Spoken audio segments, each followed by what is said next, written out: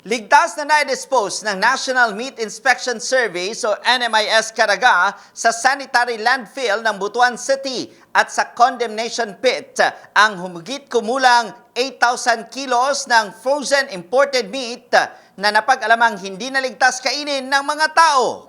Sa eksklusibong panayam ng Bombo Radio Butuan, sinabi ni NMIS Caraga Regional Director Dr. Angelita Barcelona kasama ang mga miyembro ng Butuan City Meat Inspection Team na tukoy ang mga apektadong produkto sa isinagawa nilang joint enforcement activity.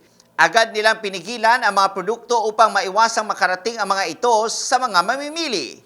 Matapos ang pagsusuri at evaluation, agad nilang isinagawa ang nararapat na regulatory action at tamang disposal ng mga nasabing produkto. Ang mga meat products na napatunayang hindi sumusunod sa umiiral na meat inspection laws and regulations ay nagkakahalaga ng 1.3 million pesos.